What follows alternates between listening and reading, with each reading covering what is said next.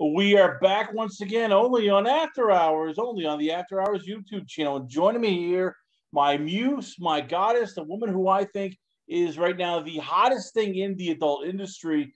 A lot of people love her. She's been going on fire with media tours, with appearances, videos. She's all over the place. I give you, it's the It adult film star. I give you it's Casca Akashova. Casca, let's start off here. We had you a year back, or almost a year and a half, and now it. Are you even shocked at how big you've become, and how like every company it seems wants you? I mean, you're right now on the speed dial for every producer director in this industry. You know, it's funny. There's ebbs and flows in careers and whatnot. So there's always goals to achieve, and there's things to attain. So it's just keep pushing forward, just one foot in front of the other until that you reach those goals. So it's, you just keep pushing until you reach them. How tough is that for you in terms of you're throwing yourself into your work, and you and I have talked off air. I mean, you work very hard in everything, whether it's the OnlyFans, the videos, the traveling to do shoots for your sites. How do you not burn yourself out? And how tough is that not doing that? Because you are basically very passionate about your work and you're a perfectionist. So how do you know how to sometimes, pull the reins back? Well, you have to have balance in between the two. But there's so much more that I want to do that I really want to have come to light and bring to life. And sometimes, unfortunately, it just takes time. And when you're putting effort into one thing, you don't want to wear yourself too thin. So you want to focus on a couple of things at one time, and then you kind of change modes and flip to the other. So there's so many things that I want to start bringing to fruition this year, like my website, start working on my erotic novel, start bringing to life, putting the pieces together for my graphic novel, and then putting together other platforms and looking into, hosting a podcast and things of that nature. So just so many things that you want to start moving and getting those pieces going, besides, getting up my production company and creating more exclusive, amazing content that's more of the caliber that I would like to put out there. So just so many things that you want to do, that you want to get excited about, that you want to feel enriched. And it's difficult when you're constantly traveling and you're doing this and that. So it's an interesting array when you're put in that position, but balance is definitely key for both the mind, body, and soul. Let's call this chapters. Chapter 1, you invaded the industry, you took it over with shooting with everybody and all this and that and getting on everybody's radar. Chapter 2, as you said, it's your own stuff. How tough is that finding people that you can trust to do the graphic novels, the erotic stories, to people who it's now you're looking for people outside the industry who you can look and go, I want to do this project, and that project. And one, they look at you as, a businesswoman and not looking at the chest, of course. And two, that you trust them, but they're not going to screw you over, because these are difficult things to find. People who you can trust to help you get your goals taken care of. Well, that's why I'm very particular on who I choose. Not just from being in the industry, but as an individual and as a businesswoman as well. So when you go into certain ventures, you want to make sure that not only you're passionate, but you have a business plan. You have certain things already kind of situated in mind. You have some kind of foundation, a basis in which to proceed forward, so that when you choose the right people, you're meeting people all the time, and sometimes you can have a connection, and you never know who you're going to meet on your travels. So it's interesting how life can bring those people into your path. Sometimes it takes a little bit longer, and I think it's worth the wait to make sure that you have the right people in your path, as opposed to hurrying it and then putting in a product there that you're not happy with. And that's something that I don't want to do. So if it takes a little bit longer, I'm fine with it, because I'd rather be happy with what comes out than the opposite, because I like quality over quantity. Let's talk about the graphic novels. Like, without giving away too much detail, like, how much have you been working on this? So what's the theme that you're looking at for a graphic novel, which there's so many of them out there. I mean, we're not going to talk about Japanese anime. That's a whole different story here. Yes. What are you looking to do? So graphic novel wise, it's in the beginning stages, because I started not that long ago. I mean, it's been kind of in the back of my mind and it became the forefront, where since I have such a passion for anime and manga and not necessarily live action, but some of them can be decent if they're done correctly, and manhwa and things of that nature, that I was like, you know what, I really enjoy writing different things, everything from creative writing to lyrics to poetry to creative storylines, to short erotic stories as well. I'm like, I think it'd be fantastic to not only write something separately, such as an erotic novel, but also perhaps have that transcend a little bit, because, you know, a lot of anime does have certain erotic aspects to it. I mean, look at hentai. But have that translate into a well-developed storyline, into a graphic novel. And I was like, this would be wonderful, because you never know where that can lead. Maybe that'll turn into an anime one day. You don't know, but obviously finding good artists. But you want to develop the storyline. You want to develop the characters really well. You know, if you need to do research in regards to certain aspects, if you're putting in, you know, parts of the history or whatnot, depending upon what kind of storyline you're trying to do. So all those parts come into play when you're writing this and kind of brainstorming and building this world, because literally that's what you're doing. And for me, I'm a very visual person. So I want to bring to life when someone reads it. And especially I think it's easier for the artist as well when they draw it. If they can read something, even though, you know, it's written differently as opposed to like a book, per se. I mean, not too much because it's a graphic novel as opposed to a manga. You want someone, when they're reading it, for it to come to life in their mind. You want it to spark imagination, spark that passion where it's almost like they're living it in their mind. And I remember, you know, when I was younger to even now, even if I'm looking at, you know, pictures along with the words, it comes to life for me. And I love that. And that's what I want to bring to my graphic novel as well. So that's something that's very important to me. And I just think that's fascinating when you can bring to life inspiration and entertainment in a different format to others, you know, because that's what I do. You know, I create content, I bring entertainment in different formats. And this is just another format that I want to bring to my audience and hopefully grow my audience base as well. So this is something definitely I'm looking forward to do. How tough is that doing that? Because I'm guessing in your mind you have all these things in terms of storyline, storyboard. You're working on that here, and you always write it because you go, no. This needs to be changed. Or you look and go, no, I should do this here. For you, for a perfectionist, I know you pretty well here. How tough is that sometimes figuring out, okay, this is the final story. I'm going to stick with this. I'm going to go with this. Now we'll start looking for a novelist or a graphic design person when you're going, wait, but this idea might be better. Damn it, I got to rewrite this again for the 15th time because I came up with something new and fresh. Well, that's where I think later on, like an editor comes in to proofread, and you also, you know, the people that you trust prior to an actual editor. You know, you have your friends kind of, you know, your inner circle kind of take a gander at what you're doing, you know, while you're doing character development. You have a basic foundation and storyline of where you're going, where it's going to take, and you never know, that could be a sequel if you're going to change things around, or maybe that's going to be a completely different novel, you know. So you have to think in terms of that. If there's something that's not working, you can change it. If it's something that you find that's like, oh, you know what, this could be a takeoff from this, you know, save it for later. So there's always different options, I feel, that you can manipulate or have foresight to see where this could possibly go creatively. So I kind of see things in different terms of that. I don't see it as a detriment. I see it as a possibility for the future. I know you and I talked about how you, for films, you've been trying to do more, I don't want to say acting, but more deeper things. I mean, I know, but you said you love doing deeper. You love doing even Wicked Pictures, I think, because they do acting here. Is that something that you're planning to do more? I mean, because you now have a Rolodex of everybody in this business. You can get now the talent, directors, makeup artists, because you got people. Is that something you're thinking about doing your own? Just creating, whether it's mini stories, mini stuff, but more acting where you control everything. You can go, you know what? I want to do this. I want to do maybe a Russian themed spy thing here.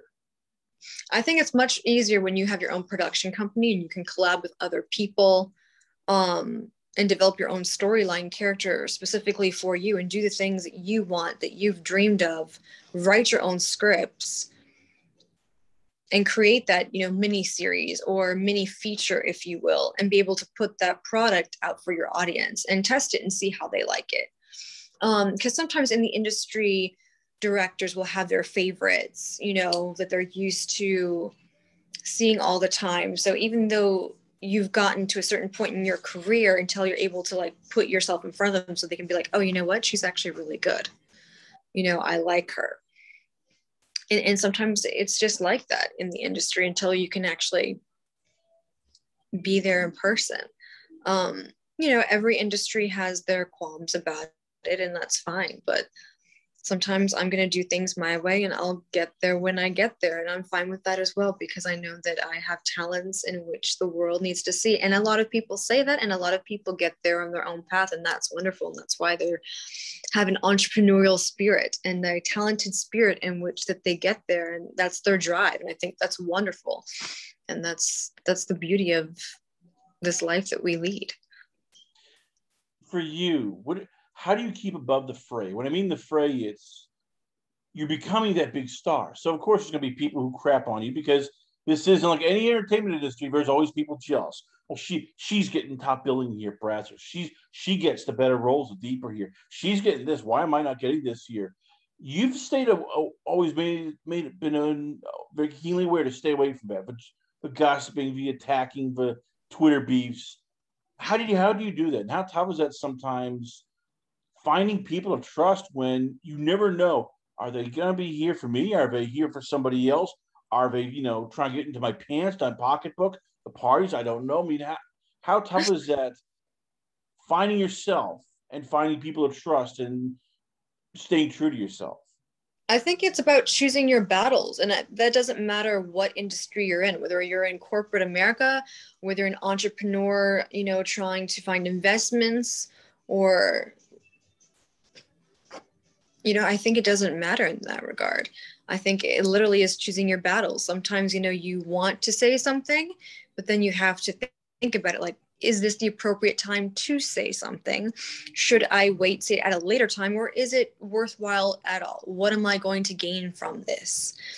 So I think those are the aspects of not only having somewhat of a business sense, but perhaps maturity. I mean, sometimes you just literally want to be like, fuck it, and want to put someone in their place, or you want to do something off cuff. And sometimes that's okay and it works out for you, but sometimes it doesn't as well. Sometimes it's a novel quirk towards someone's personality and someone's like, oh, that's lovely.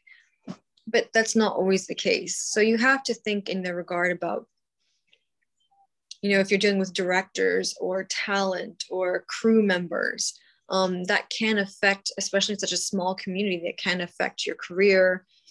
And you just never know sometimes. And the same thing in Hollywood and whatnot. You hear about people's careers. I mean, look at Megan Fox, and she even talks about it today, how she said something in an article or in an interview. And people can misconstrue things as well, but whether they did or did not, that still affected her career. So it's very interesting that you have to take those things into account. And hence why I say choose your battles. Or if you're going to say something, do it in a way, hopefully, that will work out for you. That's why you have to think about the steps that you take in your career. And sometimes it's just worthwhile to sit back and watch the other people deal with their drama. And so far, I really haven't had any, barely any, minimal. And I'm very grateful for that. I mean, if there's something that needs to be done, then I'll handle it. I have no problem doing that. But again, it just depends upon the situation. Every situation is different. So you handle it with care. What is it like for you knowing now that you're on the wish list of everybody? I mean, because it's because everybody wants to be wanted. Everybody wants to be loved. Everybody wants to be desired.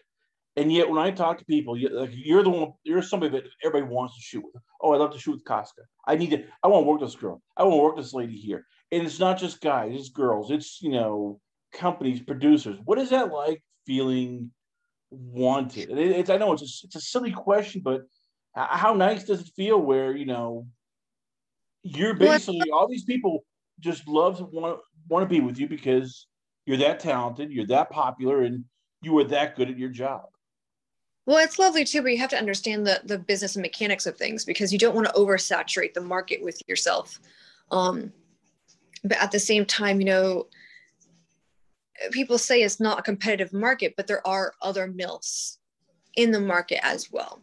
So, you have to keep that in mind, they're rotating and whatnot. So you can't take anything personally if you're not on someone's radar 24/7. You just have to get out there and you just have to keep trying. And that's where the hustle comes from. You just keep pushing and better yourself and do what you can, for your career, for the fans. And, that's what it is about being a professional performer. You have to understand what business is about. And if your agents aren't working for you, then they're not for you. It's all about the people you put around you. You know what I mean? And I'm grateful for the people that are around me. So everybody makes a difference who is in your circle. It really, really does. You do it very well in terms of the way you make sure you're marketed. How tough is that though sometimes when I'm guessing there have been companies who are offering, hey, we'll do a gonzo scene with you, and you're like, hey, this doesn't look that great. Here's some money. But wait a minute, we'll double the offer. We'll triple the offer. How tough has it been learning to go, I'm not taking this role, I'm not taking this job. I'm leaving money on the table because I want to be portrayed in a certain light. I mean, when people think of you, it's classy, it's elegant. Yeah, you do some gonzo stuff, but everything is very respectful. I mean, how tough is it sometimes leaving money on the table because this is going to hurt my image? Obviously branding is very big to me. I have a certain brand. It doesn't mean that I don't want to expand my brand or try different things or bring something different to the table in the future, but it's also about timing. So timing is very important to me as well in regards to my career. So even though someone might put something on the table, you have to ask, is this the right time to do that? Or is this the right amount to do that? It's based on multiple factors, and someone might be like, no, let's do everything now. So for some younger women or for other women in their career, that might be great. And that works out for them to do everything all at once at that particular point in time. That's their career. But for me, I'm on a different path. So for me, I have to think about, is this the right choice? What will this do to my career? Is this the right step for me to take at this particular point in time? I also have to think about not just my brand, my image, take everything account from like how I look, what I do in particular aspects, but like what effect will it also take on me physically as well? And you really need to think about that because you want longevity. And you want balance. So there's a lot of things I take into account, what my people take into account. So there's lots of things that go into rather than just like, no, it's not enough money or, oh, this person is that. There's way more involved and, contemplation that people think. People just sometimes believe whatever they want to believe. That is not the case. Some things are not as simple as they seem. The cost of business, let's say. And when I say that, you sacrifice a lot. And it's like every fighter I interview, every actress, every athlete, your body is your temple. You have to make sure you're in good shape. So for you, how tough is that sometimes when you're on the road, you're traveling, you're in and out of airports, you're sometimes in and out of shoots, and you need to find time, hey, I got to work out. I got to do my calisthenics. I got to do my Pilates here. It's hard. I can't have this. And let's face it, sometimes you're on set, they're not getting, health food. It's like, oh, yes, there's McDonald's. Ooh, there's a buffet. Ooh, there's just junk food. How tough is it for you sometimes, making sure you're healthy when there's all these things lying around? Go, ooh, damn, I'd love to have some of that chocolate right there. Ooh, I'd love to have a couple beers. Ooh, I'd love to have this. And Right. Damn it, I don't want to do Pilates. My back hurts. I just did a sex scene Yeah, on it's true. a kitchen table. It was not fun, people. Well, I mean, I think with women too, you know, we were dealing with not with like the physical aspect of keeping your body in shape. You're talking about, you know, like your gut health and your flora and fauna downstairs. And then, you know, you have to worry. I mean, like for myself, you know, I always think about like my hair, skin, and nails. And then you're worried about also concerns such as like your mental health and your emotional health and, you know, your physical health. So your whole stasis is very important, you know, because you have to keep whatever is going on in your personal life separate from your professional life. You know, and what if you're tired? No one cares if you're tired. You're here to perform. So lots of things. You just have to keep going and going and going, and then make sure that when you're not going, that you take time for yourself. And then when you're home, sometimes no one cares that whatever you did work-wise and travel, you have tons of stuff to do at home as well. So you're pulled in like several directions. So everything needs something, and it's quite extraordinary trying to keep that all in check. It's like sometimes you wish there was a therapist just following you around, and not just because you need therapy, just someone that you could just vent to just to get it all out. I'm like, you know what, thank you so much. Also, could you give me some bourbon? Great, thanks, I'll talk to you later. All right, bye, I'm good. All right, see you later. And that's it. You're fine. Also, those are probably called best friends as well. But sometimes they don't want to follow you around just so you can do that instead of tell them to leave. What's on the bucket list for this year? And it doesn't need to be sex, because some people say, "Oh, you're asking about what she wants to do for big sections come up." The world's starting to, and knock on wood, open up. Now there's more things to do. I mean, for someone like yourself, besides you know all the stuff we mentioned, like what else is on the bucket list? Like, what are some of the things you want to do that you're going, okay, I still have a half year left. I want to get this done before the end of the year. I definitely want to get my website, my prototype, hopefully going by the end of the year. I don't know if that's going to happen. We'll see. I want most of these stuff that I've been talking about, like in the running. I want to be hosting a podcast. I would like to travel abroad before the end of the year, since things are opening up. So I'm really hoping for that, like some kind of work pleasure trip. I would love to be able to do like a feature abroad along with some content, and also just be able to relax a little bit while I'm over there. So I think that would be quite lovely. So hopefully that is in the works as well. Someone actually, I don't know if it was you or someone else, about doing some voice over work for anime. I think that would be spectacular. Hopefully that's in my future as well. So you never know what wonderful things may bring. It's all about connecting and meeting people. So we shall see. You never know. You never know. Well, there you have it, ladies and gentlemen. Once again, as I said, she has taken over the industry. She now has the next goal, world takeover. It's just coming soon. I give you the beautiful, the lovely, the talented. I give you Casca Akashova. Casca, before I let you go, where can fans check you out at? Where is the OnlyFans, the Twitter, Instagram, the website? Where can fans hit you up at? CascaFans.com. Also, I have link trees both in my social medias, which is Casca Akashova official on IG, and then C Akashova on Twitter. And they're link trees, and they will link you to everything you possibly need, like Sex Panther, CascaFans.com, and everything else you could possibly desire. New content coming out. And hopefully I'll be also doing things like keeping you posted on what I'm doing as well. So just hopefully a lovely, diverse place for everything. Casca Akashova, ladies and gentlemen, once again, we are always fortunate to have her on the show. We come back. We got a lot more going on here. Only on It Is After Hours, only on the After Hours YouTube channel.